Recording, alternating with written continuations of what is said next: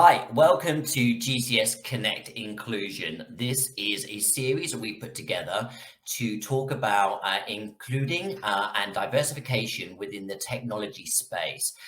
And today is the first relaunch of this series. So I'm hugely excited, and we've got a great guest coming up that we're going to talk about for the next 20 to 25 minutes about their experiences in their career and the things that they've done with regards to hoping to encourage and create more diversification. So without doubt, let's welcome our guest for this series.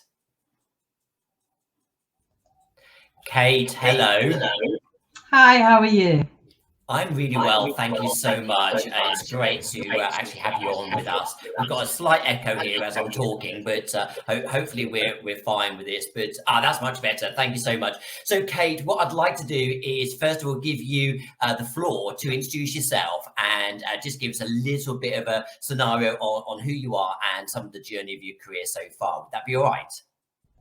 Not a problem, not a problem. Thank you very much, Aaron, and thank you for having me here today. It's a great pleasure and a fantastic initiative that you guys are running with. So a two-line about myself. Who am I? Well, I call myself a coach, a mentor. I'm a sales professional. I'm passionate about growth, development, and both personally and professionally, I'm all passionate about inclusion and diversion. And I'm also one of the founding members of European League of Women in Electronics. I'm former teacher, mother, juggling it all, hopefully doing it well and having fun at the same time. Passionate about trekking in the mountains and rescuing crazy dogs. That's who I am.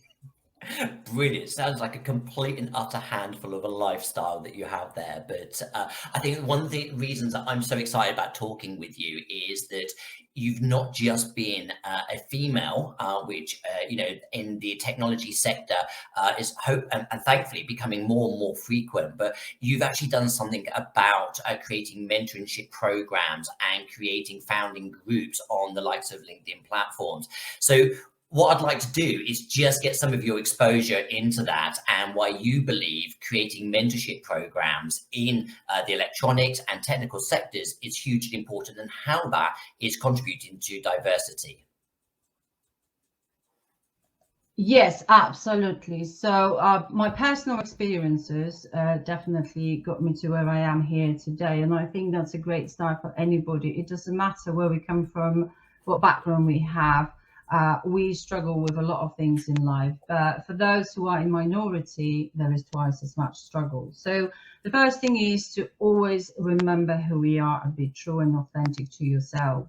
And the second important thing is to understand where you want to go with it. So for me personally, I always wanted to be a member and of a wider community. I wanted to see the world and live in other countries. So I have made something about progressively moving on. I've changed the career, I've moved the countries, I've started my professional career, and I got to where I am here and now because I had that passion and that vision. And I think that's a starting point for anything. And if you want to take it further, like I am at the moment, willing to give back and shape and help others, is understand why you do it, have the passion for it and understand. And I think that's the key ingredient for any mentorship or coaching program, because I'm passionate about both. Absolutely. I think passion has got to be the foundations for everything that we do and are as human beings. But what inspired you to create you became a founding member of Women in Electronics. It's a forum on LinkedIn, and I completely praise you for that. So what inspired that? What made you want to do that and stand out? So I can't take credit for putting it together. So where Women in Electronics started was back in 2017 in USA. So it's been running for a couple of years. Around 20 women from the industry, and our industry, electronics industry, is very male dominated. It just is like that, by nobody's fault. And those women got together, started connecting, networking, and realized that there was a huge gap and amazing potential to do something about that gap. That's not only in the numbers of people, but also in the way us women grow. get developed, get nurtured, and succeed in this industry. And those women took that initiative in USA into a successful platform. And 2 years ago, I got involved into European side of things because they wanted to grow and spread the message across the globe. And they were looking for partners within Europe. And both my professional experience and being in the industry, plus interest and passions towards diversity, inclusions and growth and women in all of that, made me reach out, put my name forward and support the organization and help grow it within Europe. So what sort of things do you tend to do then? Give us an example of some of the work that you do to provide much more diversification or at least awareness of diversification. So within Women in Electronics, there is quite a lot of initiatives. It's all about the empowering women, developing, advocating for them, and celebrating who they are. One thing that came into those women back a few years ago, and it comes to us on a daily basis, is that as women, we develop and grow differently. The nurturing in the professional environment happens differently. For men, and I know it shouldn't be about the gender, but that's still how it is, especially in this industry. It happens organically and naturally. Women, I think maybe because that's how we are wired up and that's how we are. We prefer a little bit more organized and structured way of growing and understanding how we can shape our future. So we needed a little bit of help, and Women in Electronics have done exactly that. So the empowering women comes via a number of virtual events. Back in the day, it was all happening, as you can imagine, physically. We're hoping to come back to it soon. It's developing women through a number of series still happening online. It's a life balance series and professional and personal leadership development program. We have got a mentorship program. It's a fantastic structured mentorship program. And we also have got a professional coaching. So there's a lot of initiatives. I myself personally, I am being mentored at the moment. And the beauty of it all, that you get connected across the globe with the most senior people you can think of within the industry who become your mentor. So you meet with them regularly, you talk to them regularly. We also meet once per quarter for some so-called chapter meeting where people from the whole Europe, actually this time we're combining that with US as well. We're meeting and discussing certain interesting subjects around exactly this theme and topic. And for instance, in December, we're going to be talking about personal brands and how important is personal brands in shaping and owning your professional career. You can find out by joining us in December. Check out our website. It is a beautiful initiative and you can learn so much. It doesn't matter, if I can add, whether you're at the start of your career or at the end of it, or somewhere in between. It doesn't matter where you are when it comes to the seniority of your role, because you can be a mentor or a mentee at any stage of your life. Can you give me an idea what the difference is between mentoring and coaching? Absolutely. So my biggest passion is coaching. I actually trained to be a coach, and the simplest definition between coaching and mentoring is coaching is usually non-advisory. So by definition, a coach will not give you any advice. So a mentor is, on the other hand, a very advisory form of support. It's an agreement between usually two individuals, and your mentor is usually someone you look up to, someone who has walked the walk, someone who has got a wealth of experiences within a particular area. So how would you go about it? Well, you could work with a coach or a mentor even at the same time. But what I think is I can coach anybody and I don't need to be an expert in the particular area, because there is a science behind in coaching where we help individuals set up the goals, reach the goals, understanding more about themselves. Mentor, I think, would be almost a next step. So imagine you wake up tomorrow, Aaron, and you decide, I've done enough years in this particular industry. I've enjoyed being in the recruitment, but there's something else that I want to do in life. So you wouldn't really necessarily speak to a mentor straight away. You would potentially reach out to a coach who could help you understand the why behind and why you want to do something different and what it is. And once you establish what it is that you want to go and do, then you would turn to a mentor. and ideally someone who would be a person you look up to.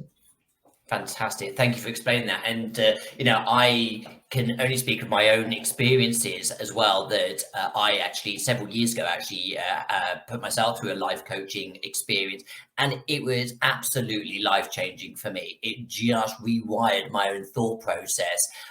It didn't change who I was, it just changed my thought process. And I think that's hugely beneficial for all of us. I've not gone down a mentoring program, though I have been a mentor, both in business and in personal life as well. So it's really interesting to get your take on it with regards to the electronics and IT market in the sense of your exposure. So tell me a little bit more about how your group or some of the work that you've done support people within the group as well.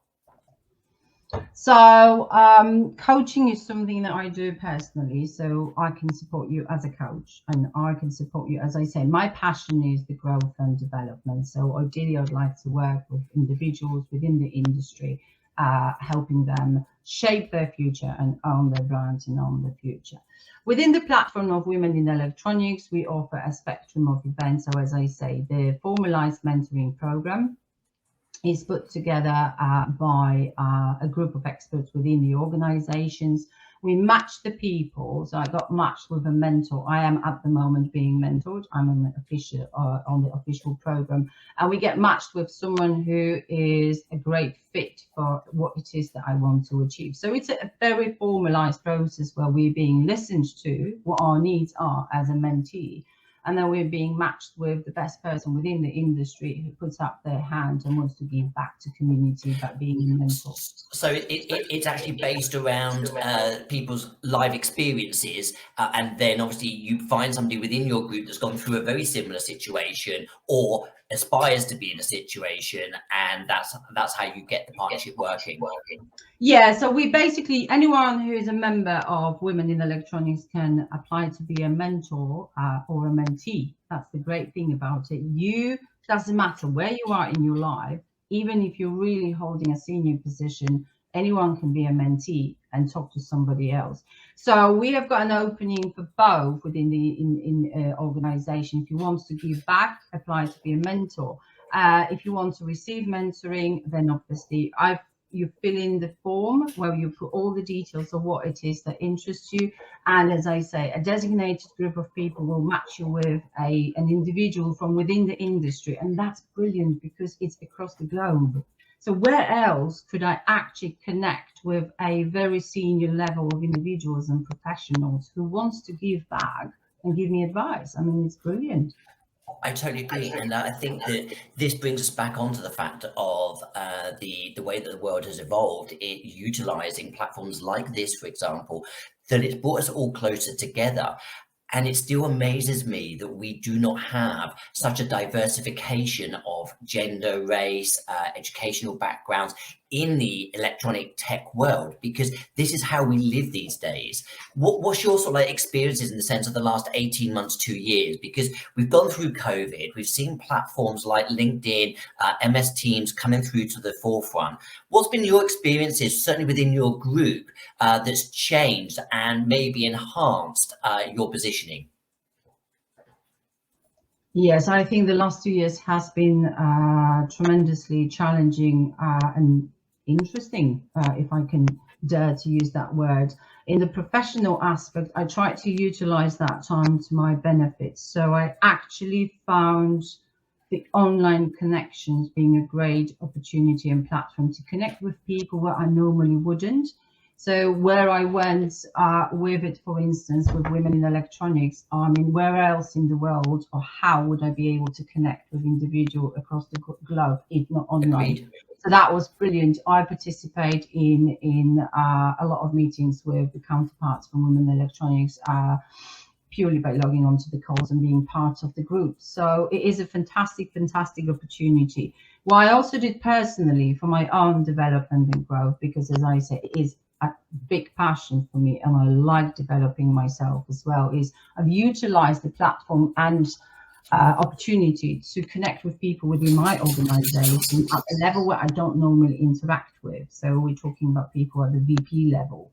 I've utilized it by reaching out, by suggesting, can we meet? Can we have a call? I'd like to introduce myself. This is who I am, and this is what I want to be doing. I've utilized the opportunity to connect with a individual within my organization. I asked them to be my mentor.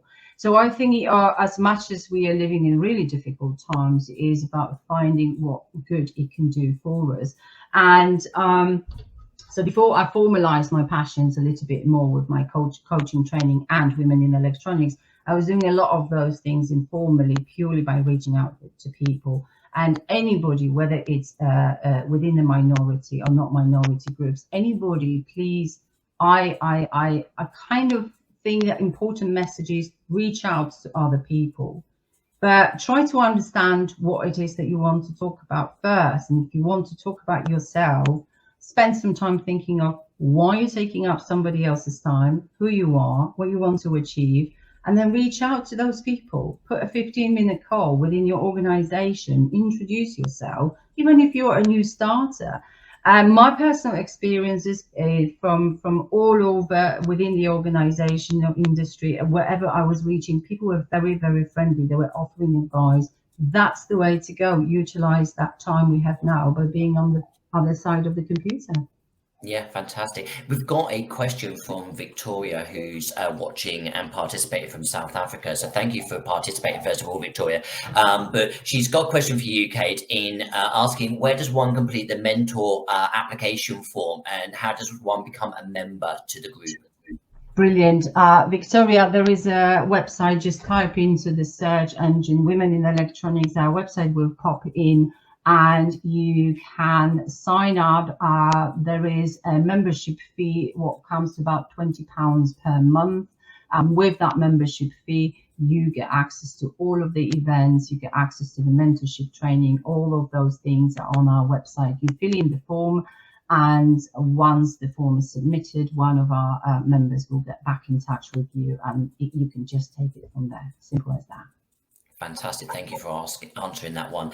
And with regards to the group and your mentoring program, your coaching program, do you have an end goal? Is there a dream vision here that you're trying to aspire to with this? Yes. So at this very moment, Women in Electronics and what we're doing is a fantastic bridge between my day job. I am within the industry. I am within a sales environment. I have got a job to do during the day. Women in Electronics is a fantastic opportunity to put my passions, my experience in coaching and mentoring into exactly that environment. Going forward, fast forward, in a number of years, I'd like to give back to community. I would like to give back to all those young people, and also anybody at any part or stage of their career, help them to actually shape their future better. Because my journey to where I am at the moment was a long and bumpy road. And I think with all that wealth of knowledge and people with expertise, it doesn't have to be that way. Had I known what I know right now, 10 years ago, my life would be completely different. So I value my experiences, but I also value giving back and shaping and understanding that. So that's my dream. That's my goal. I'd like to continue with the mentoring and coaching, and I'd like to give back into the industry by putting a program of my own and work with individuals willing to grow and help them own the future. Fantastic. And with regards to the purpose of this, then, is it to accelerate someone's experience and journey so they don't have that long road that you experienced yourself through your career? To some extent, yes, but it is, I mean, the journey is as important as the destination, isn't it? But if we can smoothen that journey and make it easier and nicer, wouldn't we all? Majority of us prefers a smooth journey. I think from my experiences, people spend a lot of time and waste a lot of time to find what has already been discovered. So there's a lot of questions. I mean, example from one of the latest meetings chapters for the Women in Electronics, we've got people with 20, 30 years of experience in the industry. And they share their experiences with us saying, God, had I known that earlier. So we can, and we can make it easier for young people. And I've got a massive passion, as I say, once a teacher, always a teacher. massive, huge passion and willingness to help young people at the start of their career. And they will still have to go and do the hard work, hard graft, don't get me wrong. But you want to be a little bit more aware of where you're going. There's a lot of people with accidental careers.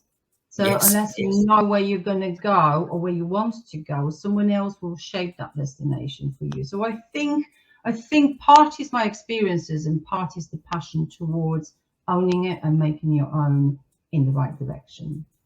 Fantastic. Thank you for answering that. And from my experience, since I've been throwing myself into the whole DE and I environment, if we can call it that, I've learned that the problem that we've got now, not only have we had prejudice over race, gender, sexual orientation, and things like that, it's also because we've not had the volume of typically females, for example, coming up from educational levels. Is there anything that your mentoring program does to support educational women that are not even in their careers yet and encourage them to come into technology?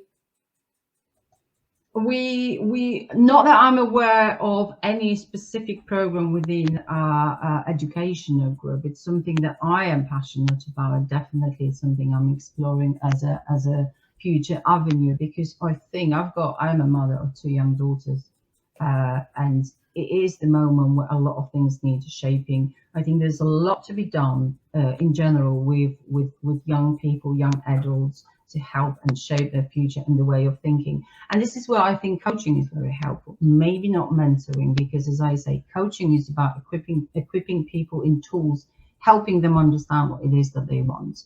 So whether it's choosing your options at school, whether it's choosing your first job, whether it's choosing, do I want to go to college, do I want to go and do the sixth form university, it's all about understanding who you are and where you want to be, and bridging that with what happens in between. So there's a lot to be done with young people within the education. It's not necessarily connected with you've got to go and get a certain degree, but it's about understanding of what is there that you can do to get where you want to go. Hmm. And if you had a younger version of yourself, now looking back at yourself, what advice would you have given yourself 20, 30 years ago? So don't mean to put an age on there. Yeah, brilliant question. Go and get a mentor. Start with a mentor.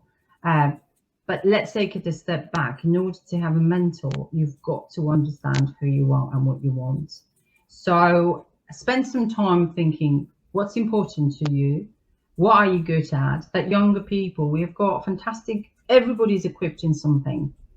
But to understand what I'm good at, where I can take it, how I can turn that passion into a lifestyle or profession. So spend some time thinking about these things. Once you have that idea about yourself, do not hesitate to reach out for a mentor. So when I started a professional corporate career, I was 30 years old. I spent 10 years as a teacher, moved countries, stopped teaching, restarted from scratch. That young person should have reached out to a mentor at that point to speed up that process of getting into the excellence that I wanted and make it easier. So whoever is taking ownership of their future, look around at people who have walked the walk and don't hesitate to reach out to them. Fantastic, brilliant. And the mentorship and coaching program to one side, what would you like to see more of as we move further in time in the sense of the technology sector? What would be the most beautiful situation for you in the sense of the people coming into the industry? Where do you want me to start, Aaron? First of all, close completely the pay gap in between the genders. Increase the level of female senior leadership roles. In my industry, it is still really largely dominated by men, and I think IT sector is the same.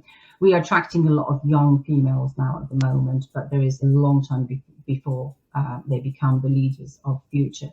So going forward, I'd like to see those gaps closing completely. I'd like to see that equality happen I want us to stop talking about diversity and equality, because it will become such a norm, a normal thing, that we don't have to talk about it anymore.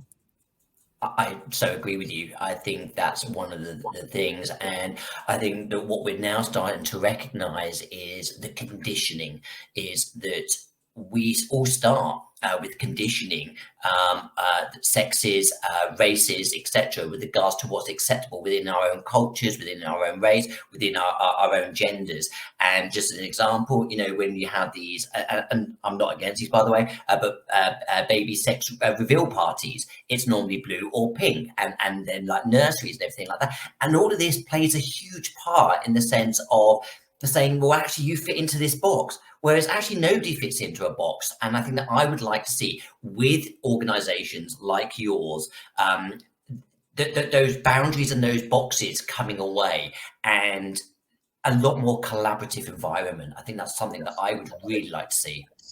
Absolutely, but we unfortunately we need to gear up for a long process before that happens. I think the next few generations will benefit from what we're doing here, Aaron.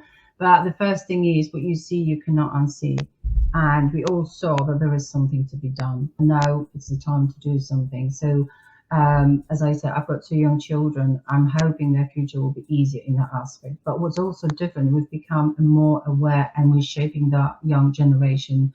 They're already moving into the future adult life equipped. I come from the background, it was very traditional background and upbringing, and it is so traditional that the contrast between where I live right now and how I live into where I come from is huge.